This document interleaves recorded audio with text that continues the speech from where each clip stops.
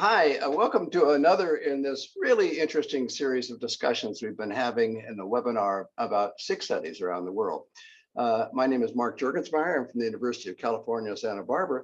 And if you're wondering what I'm doing here, well, I've been interested in Sikh studies all my life. And years, gee, how many years has been 40, 50 years since Narendra Singh Kapani, the founder of the Sikh Foundation, back years ago, he and I started the first conference on Sikh studies in North America. And that issued it in a book. And I don't think either of us were aware of the kind of influence that had at the time and since then. But recently, just right before his unfortunate death around at the end of last year, Narendra contacted me and said, Mark, it's time to do this again. It's time to again survey the field of Sikh studies, to try to get everybody together. And I said, Narendra, it's in the midst of a pandemic. He said, I know, but that's why God has given us Zoom. And we can bring people together through Zoom and have a series of webinars. And I want you to moderate it. And of course, I would never say no to Narendra. And so that's what I'm doing here. And that's what our wonderful guest, Arvind-Mandair, is doing here, along with a whole series of wonderful people that we've had talking about the different kinds of Sikh studies. I had really no idea how diverse the field, interesting the field has been. So Arvind, welcome to this group session. And we have people who are watching, of course, they're watching the recording, but also watching live. And they will have an opportunity to raise questions by using the Q&A function at the bottom of their screen. And I can answer those questions, or I can raise those questions for you to respond to at the end. But first of all, how are you? And welcome to the series. Good, thank you, Mark. I'm doing very well and absolutely delighted and honored to be part of this series. So thank you for inviting me. Well, you're at the University of Michigan, which has really an outstanding cluster of people in the field. We talked earlier with Indrajit Kaur, who does wonderful work in music. I had no idea the richness and complexity of different forms of kirtan, which he talked about and demonstrated. And then I know you also have Farina Mir, who does Punjab history and you, and I guess you're in South Asia Studies or whatever it's called at Michigan. But anyway, can you tell us, just start off with any breaking news, what's happening, what's coming up? What would you like to highlight? Oh, yes. So there's a number of things coming up. I'd like to first just highlight the book series that we're doing. It's called Critical Sikh Studies. It's come out with Routledge. And we have 4 or 5 volumes, both monographs and edited volumes, that should be coming out in the next year and the following year as well. We have a lecture series that's going to start that was paid for by the Chatta family, or one of the donors for the endowment, and that should be starting next year as well. It's going to be biannual, so we'll have 2 lectures per year.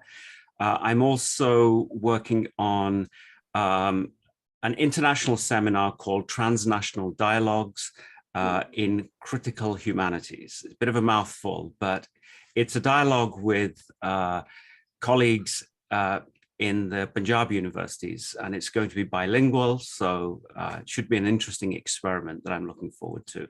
And we also have, at the end of September, a Sikh and Punjab Studies webinar that we've started, a webinar series, so that will be coming soon as well. So, you're a busy guy. You've got a lot going on, and I assume it's not just you. You have these outstanding colleagues, as I just mentioned. Are there other people at University of Michigan who do Punjab and Sikh studies? We have somebody who teaches Punjabi language, Dr. Pinderjeet Gill, who's been there since 2005, 2006. Wow. So it's a relatively small team, but some very, very good names we have. Well, it's a remarkable team. I think this is about as good a cluster in Sikh and Punjabi studies at any university in North America or the UK. So my congratulations to the University of Michigan. And that brings up the obvious question, why? I mean, why, with all due respect, why Michigan? I mean, California has been full of Punjabis since the second decade of the the 20th century, and you know, we're a natural place for Punjab and Sikh studies to develop in Vancouver and Canada. You can understand that. But why Michigan? Was there a cluster of kind of Sikhs in the area, or was it just a fortuitous? Why Michigan? That's a really interesting question. And actually, when I first arrived, even I didn't really understand why Michigan. But as I began to look and probe a little bit more deeply, I soon realized that Sikhs had been settling in Michigan since the 1920s. At the time when Henry Ford was bringing in people to work in not just in the car factories, but also to try and sell cars over to Punjab and to other countries as well. So, and it was an engineering hub. Detroit was an engineering hub, still is, and attracted a lot of Sikhs. So Sikhs started to settle here in the late 20s, and by the early 30s, we'd already had a cohort of Sikhs at the University of Michigan. And there's several famous names. One of the most prominent was the Chief Minister of Punjab, Pratap Singh Mandair, who was here to study political science. I think he went on to Berkeley as well after that. Very, very, very interesting connection. I identified Chiron with Berkeley, but he was at Michigan first. Yeah. For a short while, yes. And over the next 30 years, I think immigration kind of slowed down and then picked up again in the 60s. Was fairly steady until that time. It was mostly professionals who came to settle in this area. There was also an interest in agriculture. Our sister university, Michigan State University, is very, very strong in agriculture. So you could see Punjabi scholars were coming over from Punjab Agricultural University to kind of study here, learn from the techniques they were developing here. And then I think immigration really picked up in the 80s. And of course, the reason for the chair, it's to do with the events after 1984. A group of doctors and also some community members, Dr. Vrinder Gariwal, Jaswant Singh Bogra, and Satnam Singh got together and approached the University of Michigan to try and set up a chair in Sikh studies here. I mean, similar events were happening elsewhere in North America as well. And it was partly to try and offset the kind of negative imagery and also to give heritage students a chance to learn about their culture in a very hostile atmosphere at the time. And that's the beginnings. The funding started in the late 80s. It went through some ups and downs, and by the 90s, they had enough money to bring in a Punjabi lectureship, to start teaching Punjabi studies, then Sikh history. The first person appointed was Professor Bashara Singh at the time in the early 90s. And he looked after the program very, very well, very ably for a number of years. The endowment ran into some problems in the mid 90s, and then the Chatta family came to the rescue, topped it up. So it's an interesting place in the sense that the endowment was created initially. The drive was coming from the community. The community went door to door for many years, collecting small donations, small as $1,000. It grew to a substantial amount, but it was just a little bit short. And that's where the Chatta family came in, topped it up. And by 1997, you had pretty much a full endowment. And then the search for the chair kind of took place. It's a very impressive story. And you've been the first and only holder of that chair, right? I believe so, yes. Yeah. So did that start kind of the focus on Punjab and Sikh studies at Michigan, or were there already other people who were working in that field? Oh, I think the community were very, very active in this field. They were in dialogue with Professor Bashar Singh for a long time. There were other scholars, but it's primarily an impetus that came from the community. Yeah, that's really terrific, and it's a wonderful testimony to the importance that scholarship has within the Sikh community in general, and the kind of courage and resilience and generosity of the Sikhs in the Michigan area. Do you maintain a connection with the community, even though I know your focus is on the university, but given the background of your chair? Yes, very, very strong connection. It's interesting as well. When I first came, I didn't have much contact, not because I'm not sort of orientated towards the community. It's because Dr. Professor Singh had just left, and I was kind of coming in out of the cold, if you like. And they were a little bit standoffish with me. They wanted to kind of sound me out. But within a year, relations had warmed up, and you know, I've maintained a very close relationship with them. I go out and do lectures whenever they require. I did a full lecture series for them, the Detroit lecture series in Metro Detroit, I think out in 2013, 2014. But it's difficult to keep that kind of work up. So it's kind of petered off, and I do it occasionally now, maybe twice a year or something like that. But the connections are very, very strong. So you're invited to Gurdwaras from time to time? That's it. Yes. The Detroit lecture series took place in a Gurdwara, but not in the Divan. And I made it quite clear that we should do them in a separate room.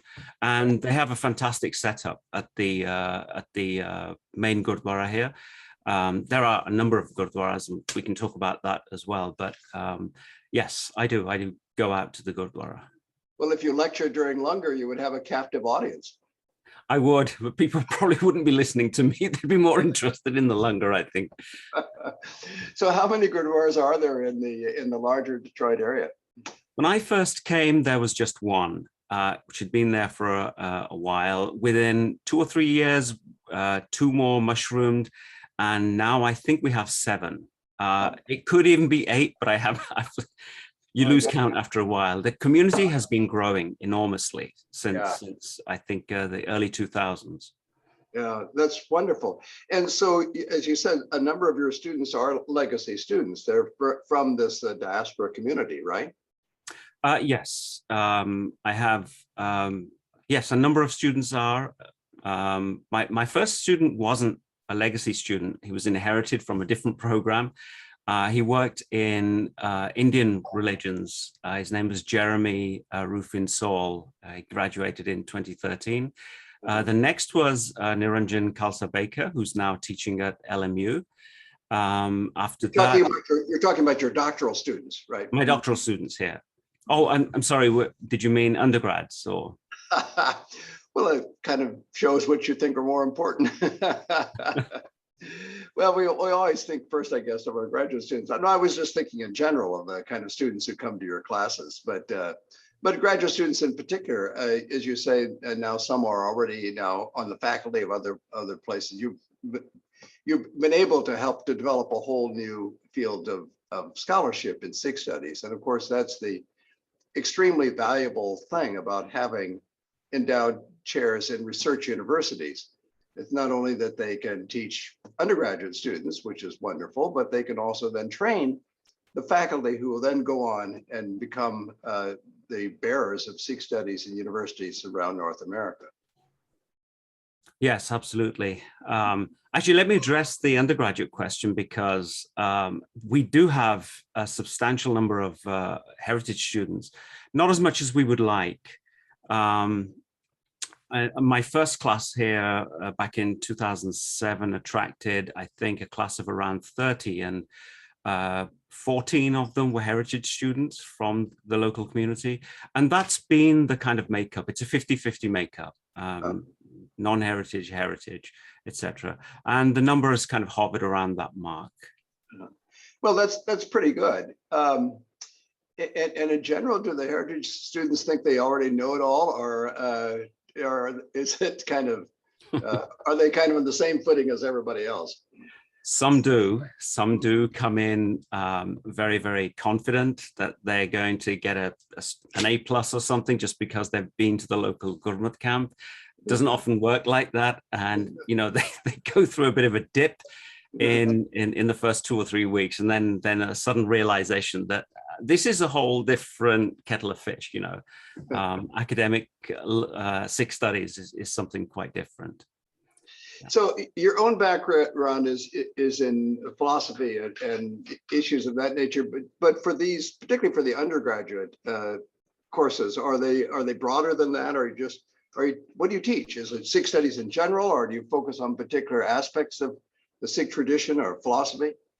Okay, so my course load is divided into two main groups. So I have my core Sikh studies group, and then I do thematic courses. So my Sikh studies courses, I begin with something called Warrior Saints, which is just a way of bringing in students, giving them an outline of the history of the Punjab, the history of the Sikhs, introduction to religious practices, the standard intro to Sikhism kind of course. And it's a reasonably good sized class, hovers between 30 and 40 students. The next one is the Sikh and Punjabi diaspora. I've called it migrancy and militancy. And that's a little smaller, but also a very intense class. That's an undergraduate class. A course that I've specially developed at Michigan is Philosophy of the Sikh Gurus. Now, that's a graduate and undergraduate combined class. And that's where I bring in textual materials, Sikh texts. We focus on the philosophy, the ethics, and really probe into some heavy sort of material there. And then other than that, I have taught classical Punjabi here at least 2 or 3 times. The workload for that has just been like enormous, so I've had to kind of let that go. And we have 2 sets of Punjabi classes taught by Binderjeet Gill. She's been very, very successful in doing that. So those are the Sikh studies core courses. I then teach a whole bunch of thematic courses like violence and religion in a secular age, race, caste, and religion in the US and India, India and the West, and more recently, consciousness and spirituality. And I bring Sikhism in as a case study in each of those courses. So it's a way of bringing Sikh studies into the kind of the mainstream, if you like. Mm-hmm. So yeah, those are my most important sort of courses. Yeah, and those are 2 different approaches, but they're both very important. And one focusing on Sikh history and ideas itself, and the other taking broad thematic issues that are relevant to every religious tradition and showing how the Sikh tradition has a place and how it has a particular voice within that larger conversation. And I think both of those are very, very valuable. And of course, in the second, you get a lot of students who may have never heard of Sikhism before, or they've already heard of it, but they wouldn't know much about it. And then to see it in this context, in a comparative context or in a broader thematic universal context can be very useful. So, so good for you. Thank you. And for those broader courses, do you also get a good number of students? They're much larger. They can go anywhere from 30 to around 60. Then I often use them as GSI courses. So the violence and religion one, the race, caste and religion, that's an R&E, race and ethnicity kind of course. They all have GSIs as well, so they're much bigger. We don't all know what a GSI is. Oh, GSI is a graduate student instructor. So it's a way of giving our graduate students who are working with us in the department the chance to teach with us, but also to be grading students and doing those kind of jobs, basically. I see. So you have a teaching assistant who also helps with the teaching. That's right. Yes. Oh, okay. That's. But only for the larger courses. Right. Yeah, we have the same system, although they usually don't help with the teaching, but they're there as, help do the grading and organize the sections and to meet with smaller groups. And I assume the same thing happens at Michigan, where they're able to meet with smaller groups, right? Yes, they are. Yes. Great. So you do all these courses, and then, as I said, you have these colleagues. Do you folks work together as a group? Do you have you have a kind of critical mass to have a Sikh and Punjab studies circle within University of Michigan? Does it work that way? No, I think the best we've been able to do is to work within the South Asia Center. So we have in past years worked as members of the South Asia faculty, the broader collective. I haven't had as much time to be part of that in recent years. Just growing this program has really taken over my life, and taking it to a whole new level, doing seminars of my own, being in touch with the community, and then trying to also bring in more money as well. It's just become an entire thing in its own, basically. Yeah, but you bring up a topic that some of our viewers may not be aware of, that in the larger research universities, often there will be, like at Berkeley and Santa Barbara and at Michigan, other places that you and I are familiar with, but not usually at the smaller colleges or the more teaching-oriented non-research universities. There will be area centers like South Asia Studies Centers. And these are research centers for people, faculty members in different departments to come together and to have common programs, to listen to lecture series and to work together on research projects.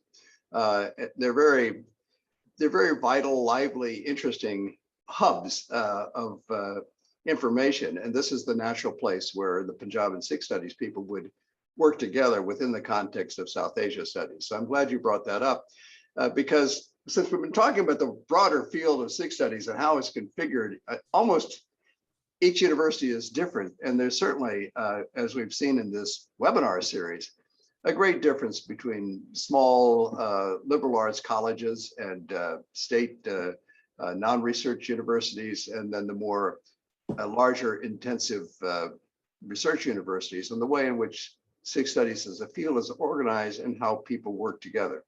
So thanks for bringing that up. So in general, things are expanding. You said you're busy trying to do more stuff, right? Yes. So in recent years, we've the journal Sikh Formations is based here pretty much. We've expanded its function to a blog, a webinar, and a podcast.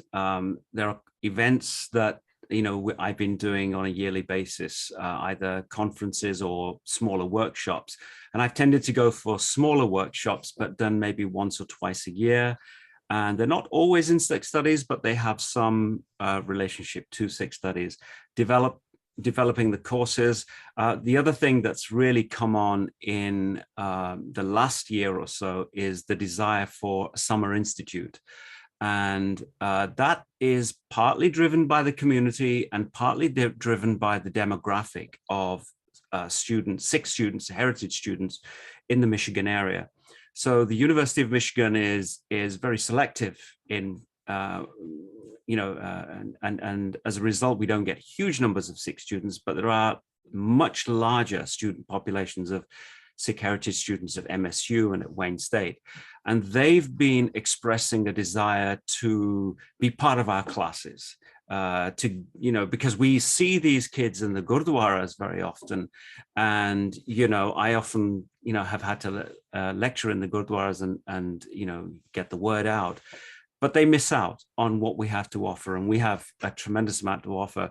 So we've been talking. I've been talking with the faculty here, heads of department, etc., and also the dean's office about expanding this program, putting it into a summer institute, concentrating some of the courses into short courses, and this would allow students from Wayne State, Michigan State, and actually broader than that, given that we have Zoom at our disposal, to reach out to other places like Wisconsin, for example, or the Chicago area, to bring those kind of students in as well.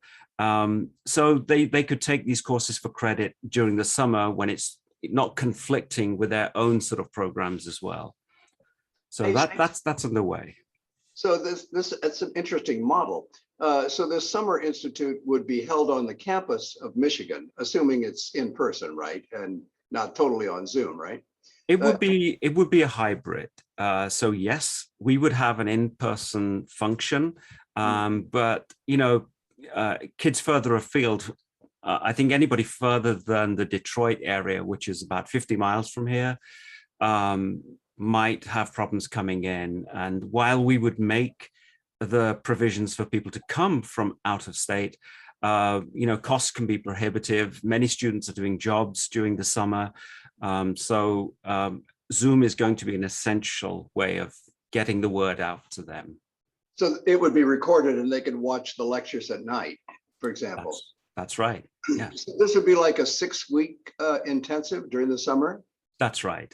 6 weeks intensive. We're adding in classical Punjabi as well. I wouldn't be doing that, but been talking to people in India to help with that. So I see. So you would have several courses and people could choose among the courses, or they would have to take to a kind of a strict menu of courses? Strict menu, I'm afraid. So in the first year, we'd have 2. The following year, we'd have an extra course. So probably the maximum we could do is 3 at any one time. We're limited by how many people we have at our disposal.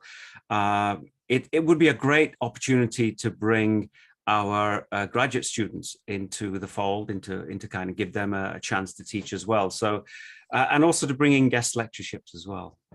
So what are the 2 courses that you're planning on for next summer? So one is it's a combined version of my philosophy of the Sikh Gurus and the history class. So it's called Sikh History, Literature, and Philosophy. It's pretty introductory. The students in Michigan kind of know what's happening, but those outside of Michigan, it's really to acculturate them to Sikh studies. They wouldn't have had much exposure to that. The other course that will be offered first time around is classical Punjabi as well, hopefully for credit. And anybody can take this, or you have to be enrolled in some university? I mean, because there are people who are watching this saying, hey, I'd like to do this. I'm pushing for it to be offered much more widely. But U of M has some strict policies. It's a public university. We have to get around those policies. If we can, then I would love to offer it to all and sundry. So yes, there's a possibility there. Let me see what I can do. So right now, what is the policy by University of Michigan? Who could take it under the current rules? And people can take it. That's not a problem, but they would have to pay, a certain premium to take those courses. And when I looked at how much, that premium was, I thought I just don't think somebody would want to just take it out of interest for that kind of price. So this is the issue that we're kind of trying to tease out at the moment. It all comes down to money, doesn't it? It does, unfortunately. So before we get off this topic, if there are people out there saying, hey, I'd like to know more about this, how can you direct us to a website or something where you'll have information posted when more information is available about this institute? Absolutely. I can send you a link to the website, but if you just Google Asian Languages and Cultures, University of Michigan, we have a Sikh Studies portal on the main webpage, and that will lead you into everything we do. So if we just remember Sikh Studies, University of Michigan, will that be enough for Google to take it from there? I think so, yes. Okay, and then somewhere in there, you'll find information about the Institute, the Summer Institute, yes, which I assume will be updated as you get more information. And who knows, maybe, some folks in Pasadena who are watching this will say, hey, this is for me. I can do this on Zoom while I'm delivering pizzas. That sounds exactly where we're trying to go with this, yes. Okay, great. Where are we in our conversation? We haven't, we're almost at the time we have to have questions. I haven't really had time to talk about your own research, and I certainly want to do that. But before we do it, Arvind, how did you get involved in this field? I mean, you could have done all kinds of things. You could have been, maybe your parents wanted you to be a doctor or a lawyer, or to be a businessman and are rake in tons of money, and they never thought that Sikh philosophy. When you were a little boy, did you say, I want to grow up to be a professor of Sikh philosophy at the University of Michigan? Oh, goodness me, no. I, it couldn't be further from my mind. I actually wanted to go into astrophysics, but my math was terrible. And I actually ended up going into chemistry, and I did a PhD in chemistry and had a pretty much a full career there, worked for a bunch of multinationals. This was in the late 80s. And where was that? Was it in Michigan? Oh, no, in England, yes. This was in England. I was educated in, did my first PhD at Aston University. Yeah, I worked with companies like Axo, Courtaulds, Laporte, and then came back to the University of Warwick to do a fellowship in the Department of Physics in superconductors. So I kind of had a fairly full career in the sciences, published a number of papers, but at the same time, during that, especially in the late 80s, I was beginning to get involved in kind of community activism. I had come closer to home and the community was in a lot of turmoil. I joined some groups in Coventry. And Coventry had been an intellectual kind of hub for progressive Sikhs for a long time. But at the same time, you know, the community was kind of being torn apart by everything that was going on in Punjab. So I got involved in community rebuilding efforts. That's how I met Shinder Thandi, for example, and we started off a local self-help, self-education group for local Sikhs. It was called the Sikh Cultural Society. And at the same time, Darshan Tatla and colleagues in the Punjab Research Group pulled me into the Punjab Research Group. And that got me really interested in studying aspects of Punjab history. So in the early days, I didn't really know whether I wanted to go into philosophy or whatever. And I followed a bunch of avenues. So I talked to Judith Brown at Oxford about doing Punjab history. It didn't suit me. Then I went north to talk to Roger Ballard about working with him, and Michael Pye at the University of Lancaster. He had an interesting proposal. He said, why don't you work on the key concepts? We had a long discussion, and at the end of the discussion, he sort of knew where my heart was and then pointed me in the right direction. I didn't end up going to Lancaster, but stayed at Warwick. I had a fellowship there for 3 years, and the Department of Philosophy was opposite the Department of Physics. So it was just a matter of crossing the road and then going into philosophy lectures, and it was free. As a member of the faculty or whatever, I could take these courses free of charge. So I worked towards an MA while I was also a member of the Punjab Research Group at the time, learning a lot from that particular group of scholars. And that really sort of set me going. And at the same time, I was heavily involved in, as I said, community rebuilding efforts as well in Coventry. We started an organization called SEVA, Sikh Educational and Welfare Association. And over a period of 7 or 8 years, we created a kind of action plan to help Gurdwaras convert part of their income into education for the community, and also to create links with the local universities and colleges and stuff like that. And I'm really glad to say that some of that has been taken up by organizations such as the Nishkam Sevak Jatha in Birmingham, who have funded the position at the University of Birmingham, the Sikh Studies position there. So a lot of stuff going on. I joined the philosophy graduate program in 91, did my MA in 94. The first MA was called Thinking Between Cultures, and it was really about reading Sikh scripture through a kind of hermeneutic lens, but a very critical view of hermeneutics at the time. I was struggling with several things. The conflict going on in Punjab, how that affected Sikh identity, and also my own sense of diasporic consciousness. I couldn't see myself fitting into the kind of models that were propagated from the Punjab, for example. I saw myself as very diasporic between different worlds, and I was trying to work that into my studies as well. And that led me, the MA led me to do a more in-depth dissertation called Thinking Between Cultures, Metaphysics and Cultural Translation. And it led me to the study of the Singh Sabha and their encounters. And really what I was looking at is the encounter between Sikh intellectual thought and Western culture and Western intellectual thought. I was using philosophy as a base to do that. Much of my work in the archives was based on digging out the work done by the Singh Sabha scholars on the commentaries on the Guru Granth and other textual scriptures.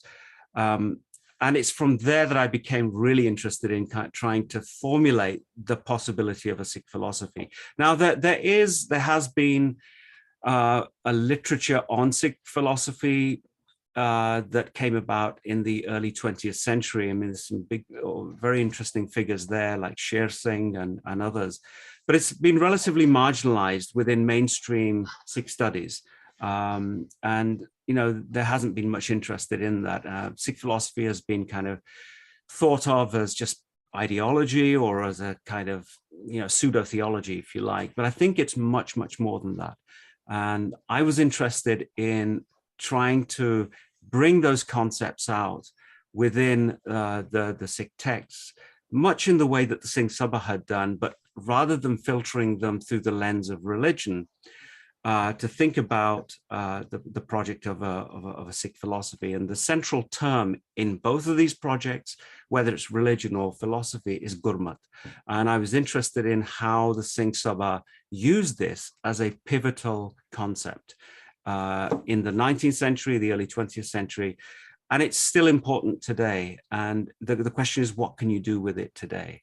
And yeah, that's the just a little insight into where I'm actually kind of coming from. Very interesting, you know, you remind me of Narinder Singh Gopani, as you know, a physicist who's also deeply interested in the Sikh tradition, and using this kind of analytic clarity that you get from a science background to apply to concepts and to ideas within the Sikh tradition. I think it's just these personal histories make so much. Help us understand so much of the kind of intellectual course of which you've been on, and the kind of intellectual career that you've adopted, and how it's now shaped your thinking at the present. So thanks for that background, and thanks for what you're doing on. What's the project you're working on now? What's the next book? So I have 3 books pretty much in press. One is on violence and non-violence in Sikh tradition. It's a small volume with Cambridge. That's actually in press. The book on Sikh philosophy will be in press in a few weeks. And then the geophilosophical encounters, hopefully next year. Those are all manuscripts which are going into production. My next big ones are on the question of, so I'm moving into political theory a little bit and looking at the question of sovereignty.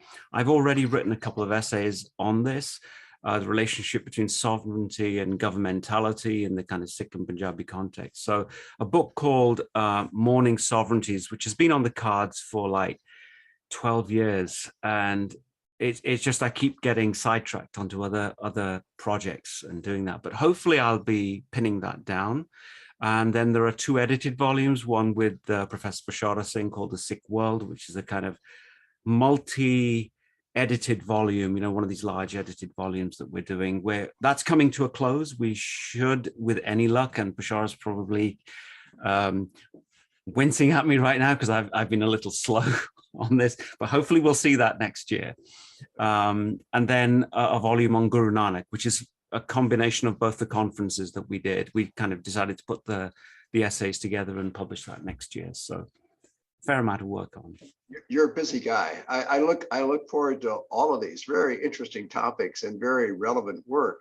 And your issue on sovereignty, of course, makes me think of Gurhapal and George Roshani's new book on Sikh nationalism, which I'm sure you're aware of and probably you kind of pick up on some of those themes and take them in your own direction. Yes, very much so. And I've actually asked Arvind-Pal to send me an advance copy quickly, so I can get cracking and start referencing that. But that will be it'll be a major conversation point for me, definitely. So you mentioned that you were afraid that Professor Singh was kind of looking in on the conversation right now, and you were absolutely right. In fact, your old colleague and mine, because now he's my colleague at the Riverside campus, University of California, as our first question for you in the question period, just following up from what you just now said about your background in physics and science. And Professor asked, how do you feel now after shifting from science to Sikh studies? Do you think it was a good decision? It's been fulfilling to the soul, but a difficult journey, I have to say. And would I recommend it to anybody else? I would just say, be aware of the risks. The risks are enormous. And there were times when I did not intend to start out this way. When I was doing my MA, both myself and my wife were out of jobs. We had no money. I didn't have funding to go on to the PhD. And so we actually thought of starting up a coffee shop. And this was serious. I mean, I thought, okay, I know a little bit about books. We'll get some books in. We'll keep ourselves afloat for a couple of years, and then we'll make a decision. But thankfully, I had Christopher Shackle on my sort of committee, and some funding from the British Academy came through, and after that, I didn't look back. But it was risky. Do I regret leaving science? I haven't completely left it. I still read, if not core science. I'm sort of dabbling in neuroscience a lot, because my course in consciousness and spirituality looks at neuroscience and its intersection with the humanities in particular. There's a lot of interesting work going on, and I've brought that into conversation with Sikh theories of mind as well, and Indian theories of mind. So I haven't completely left. Sounds interesting. Kulvinder Singh has a question, speaking of books.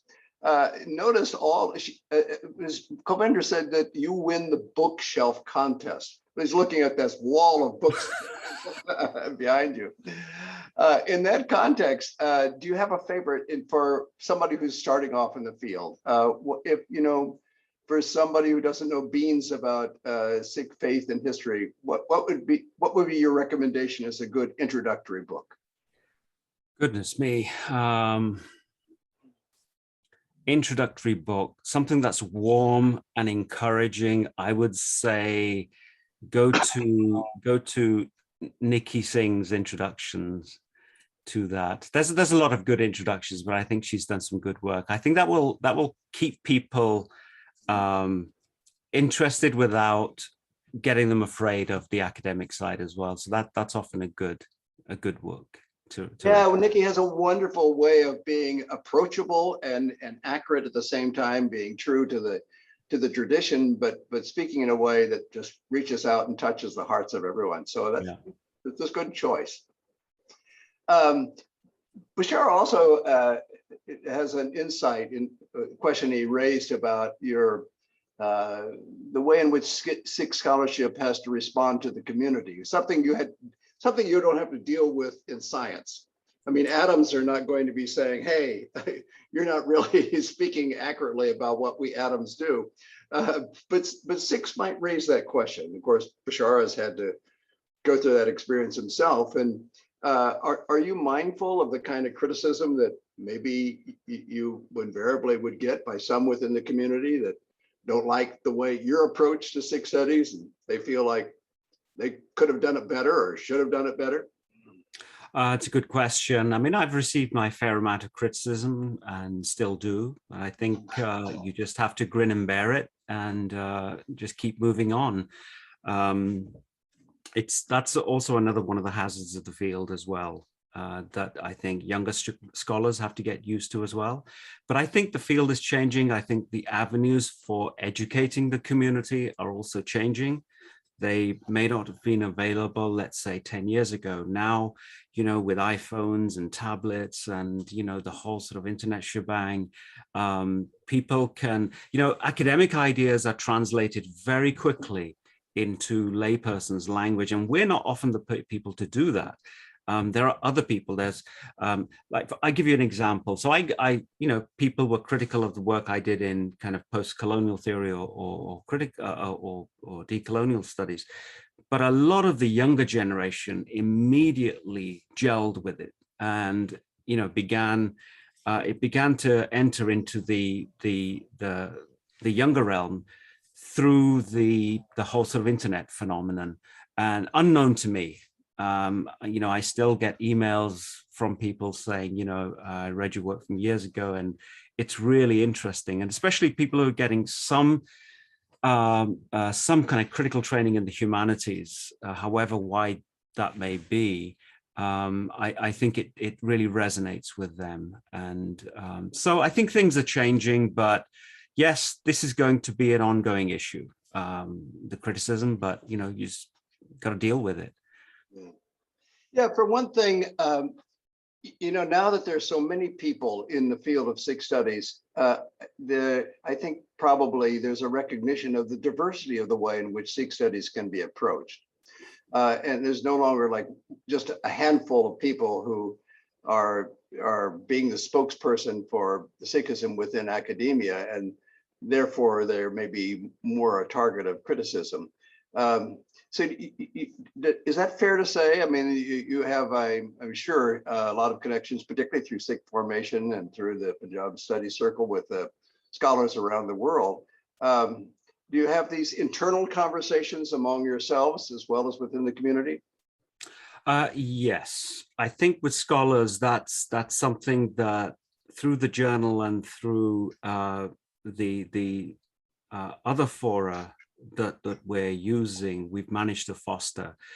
And one of the things about the platform Sikh Formations is that we've been open to a very, very wide variety of approaches, and have given a lot of leeway to sort of opinion and stuff like that. So that's actually helped. I think part of the trick is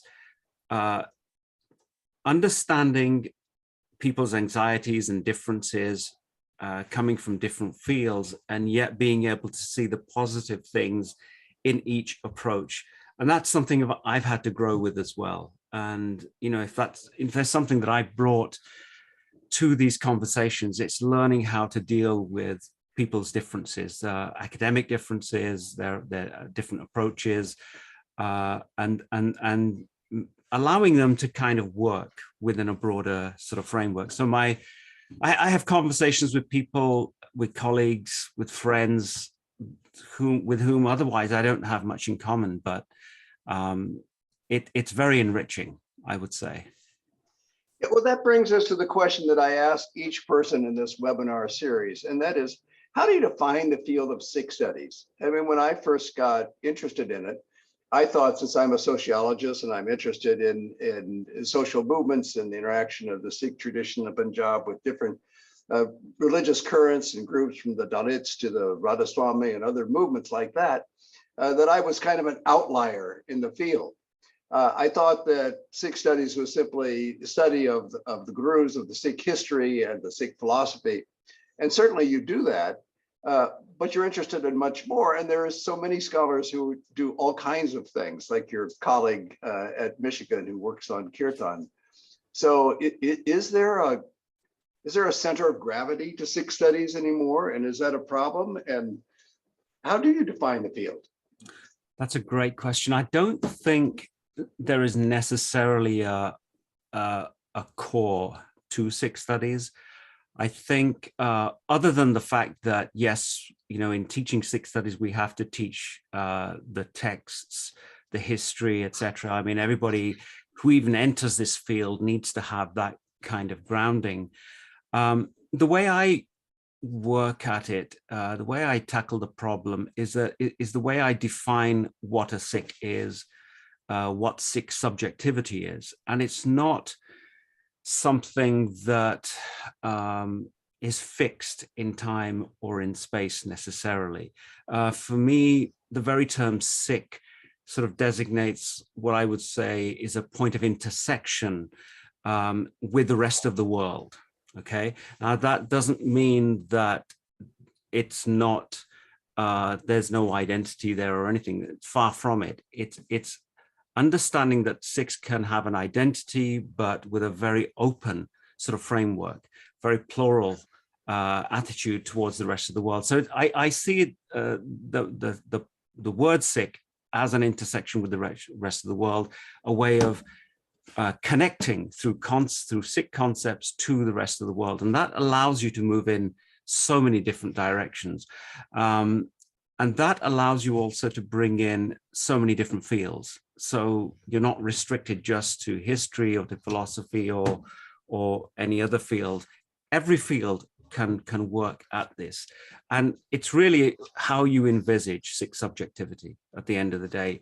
As long as it's not objectified, I think if you objectify it too much, that's going to cause a problem. You automatically restrict what you can do with a particular field. Yeah, I think I'd just leave it there. That's should give you a good idea of where I'm kind of going with this. Could you have a program in Sikh studies, though, that didn't have basic courses on the Guru Granth Sahib, that didn't have Punjabi available as a language of learning? Would that be possible? I wouldn't think so. I think without those, you don't have a core, an identity, or whatever. I think those are important. Those are crucial, but they can be brought in different ways. I mean, there are different ways of studying these things, I think it's a very exciting time to see even those core aspects of studying morphing into other areas, into other departments, other points of study. Mm-hmm. Yeah, and of course, we're talking about Sikh studies as a research field in research universities, where you have a critical mass of scholars and ideally graduate students working in the area. And as we've seen in this webinar series, a lot of the scholars who work in the field are kind of lone wolves. They're out in locations where they're the only person in the university or college that knows anything about Sikhism, and they do the best they can, and they try to cover as much as they can with the knowledge that they have, and good for them because they are keeping the tradition alive. They are providing a voice for the Sikh tradition and philosophy in sometimes literally the wilderness, in places that otherwise would not have a chance to know how rich and interesting and complex Sikh history and culture is, and how much it enriches everyone, not just people of a Sikh background. Well, we still have some questions. Kulvinder Singh wants to know about Sikh formations, the journal, which you say is now run out of Michigan, but it started in the UK, right? No, it started at Hofstra when I was previously at Hofstra. I wrote the original proposal for the journal and brought when I first met my colleague Pala Luwalia at a conference that Guru Pala actually organized, and the three of us were there at that conference. It was on Sikhs and multiculturalism or something like that in 2003, and we kept in conversation and decided to put in a proposal for a journal that would bring in some of Pala Luwalia's interests, which are postcolonial theory. I was also deeply interested in that, and the conversation went from there. The proposal. So we started it off while I was still at Hofstra, and then brought it to Michigan in 2006. So the launch was actually officially at Hofstra, but it's grown in Michigan. So there are other journals that cover Sikh and Punjab studies. What niche do you fit into that is complementary to these other approaches? I think the niche is that we are extremely interdisciplinary.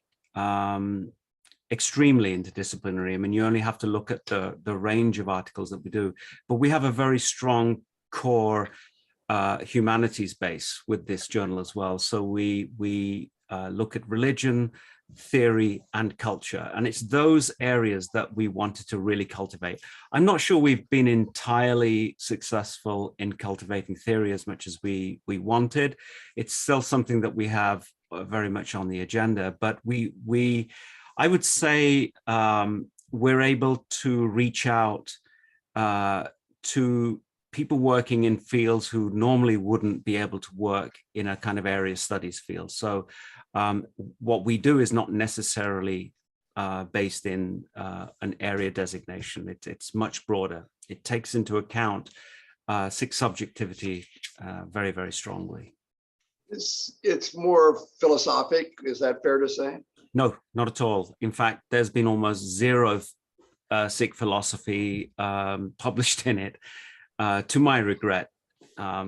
It's social sciences and humanities primarily are the articles we get. We get articles on everything from music, history, scripture, politics, just about everything. Yeah, and speaking of the everything, Sonia Dami has a question about Sikh art at Michigan. Not surprisingly, considering Sonia's interest in art. You have the wonderful resource in music at Michigan, but is anything being done in the area of art, and is there a possibility of maybe having some kind of exhibit on Sikh art at the University of Michigan Art Museum? That's a fantastic idea, and I would love to facilitate that. There's nothing at the moment, but I'd be absolutely over the moon to facilitate that if Sonia's interested, and actually if the Sikh Foundation are interested, we could easily do that.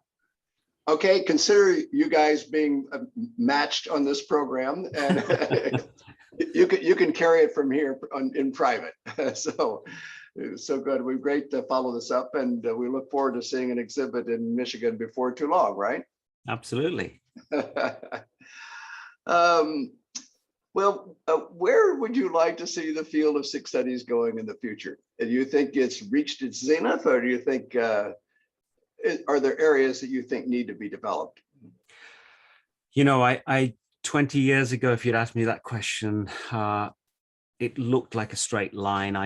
I just think it's getting so interesting now and so open that I couldn't tell you where it's going to go. Yeah, I'm going to have to think about that a little bit more closely. I don't know where it's going, and I'm quite happy to not know where exactly it's going. That means it keeps you guessing.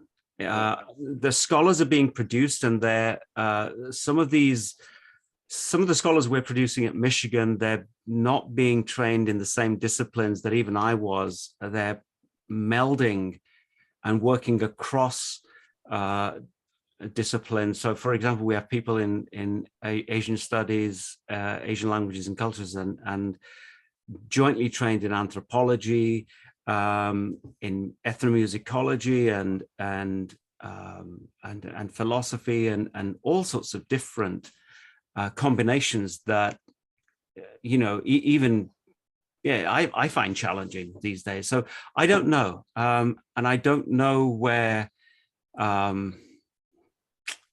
I don't know what will attract donors in the future. I think it's an open question, but it's a very interesting one, and it's a space to watch, I think, for the next 10 years.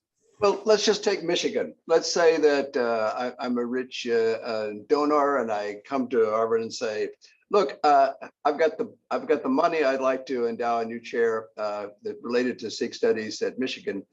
You just tell me what field you'd like it to be in." What would you say? Oh,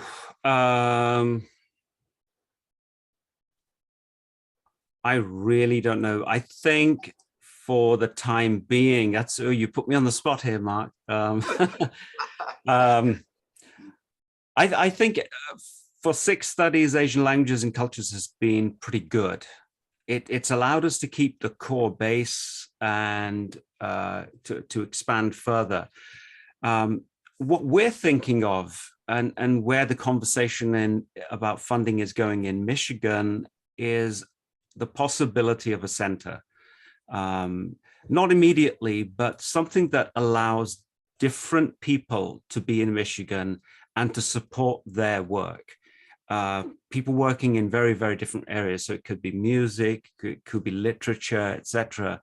That's where the sort of thinking is going. Is it possible to have a center? Some people have said, well, we just don't have the capacity yet to really think about a center. You need about 4 or 5 core faculty.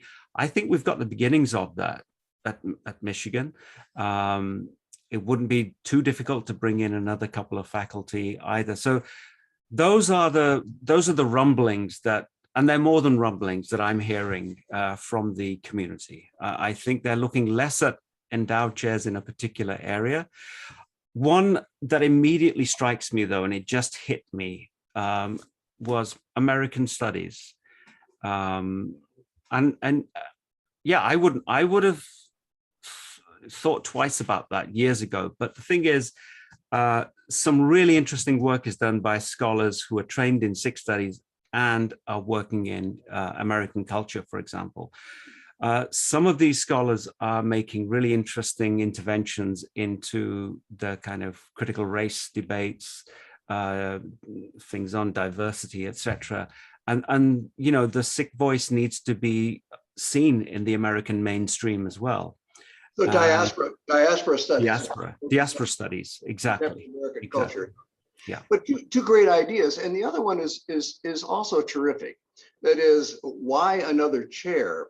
Why not a center, as you propose, that would bring in a rotating series of scholars from different fields and different areas and different interests to create a sort of dynamic, fluid interaction of scholars, and to allow graduate students and students at Michigan to have a variety of different expertise available to them. What an interesting idea.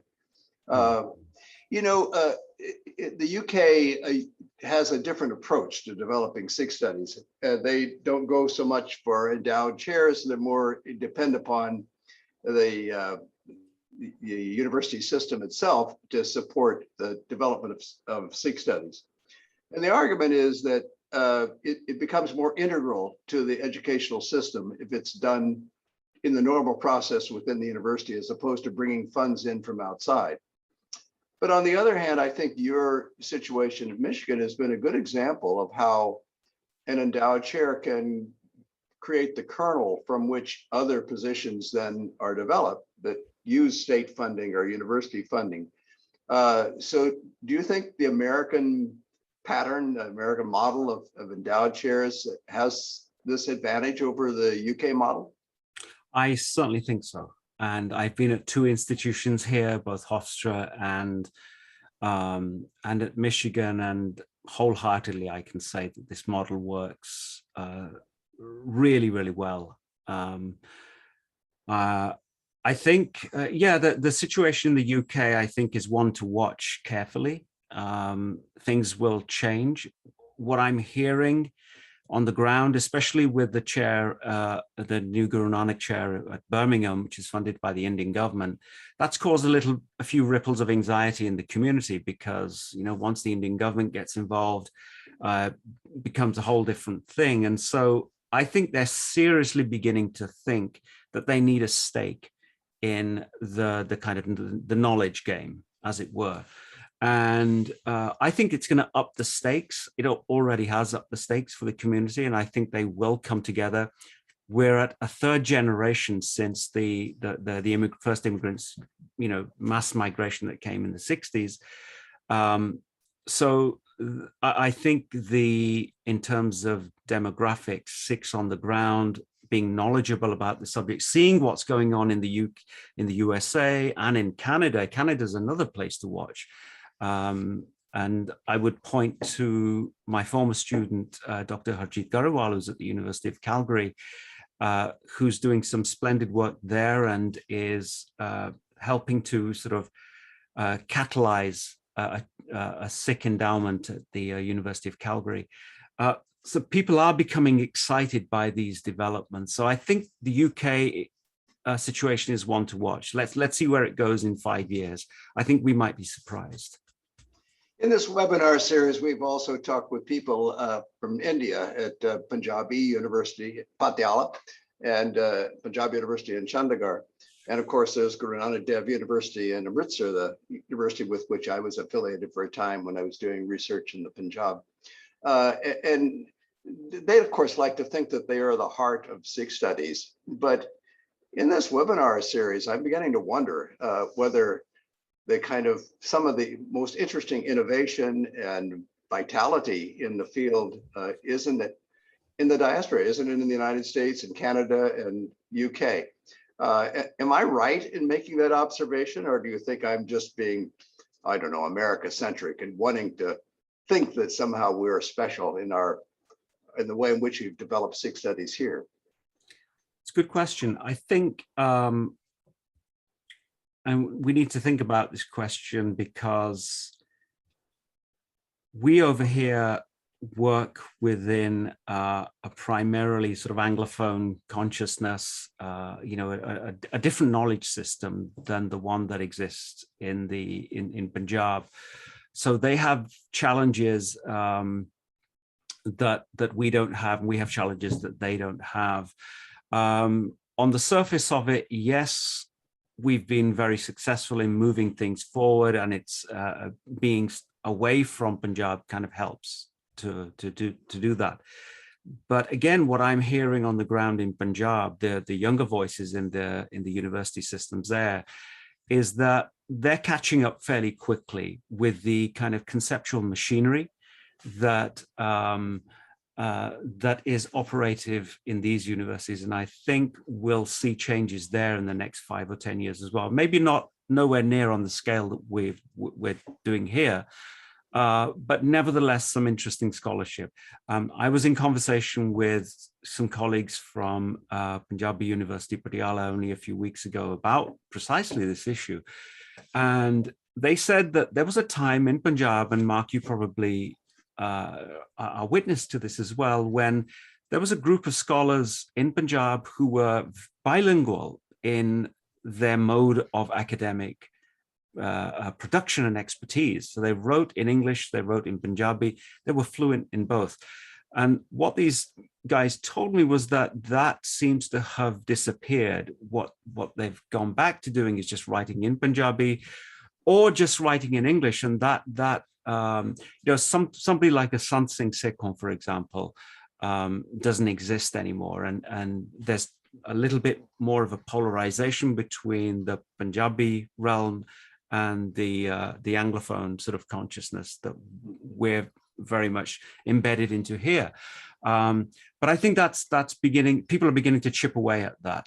And part of the purpose of the Transnational Dialogues seminar that I'm doing is to kind of facilitate that dialogue so that they are much more familiar and more comfortable with the kind of machinery that conceptual machinery that we take for granted here. I guess ideally we learn from each other. We learn from the Punjab, and they learn from the diaspora. Absolutely. Well, Kulvinder Singh will not let me finish without asking now twice. Ask about the hyphen in your first name. Mm-hmm. Where'd the hyphen come from? I don't know. I don't even know if I should have a hyphen. People. I grew up. Just people called me Arvind, and nobody called me Arvind-Pal in my family. That was something that my parents wrote in. So I think I hyphenated it at one time, but I can't remember when I did it. So I just play about with it. What's in a name? A rose by any other name would spell exactly. It. Well, Arvind, this has been a wonderful conversation, and the whole series, of course, has been wonderful. And I want to thank you today. I want to thank Tanmeet from the Sikh Foundation and everyone in the Sikh Foundation who's made this possible. beginning with my old friend Narinder Singh Kapani. And I hope he feels that this discussion today and all of the discussions in this webinar series have been worth it. We've just learned so much. Golly, Arvind, you're just doing such wonderfully interesting work and such important work. And just please go and do more of it. It does credit to the field of Sikh studies, and we're proud that you're part of and a leading part of the tradition. So thank you for joining us in this conversation today, and we look forward to seeing all of the great works that are going to be coming out of Michigan and from your pen in the days and years to come. So thanks for being a part of this discussion. Thank you, Mark. It's been a real honor. Bye-bye. Bye-bye.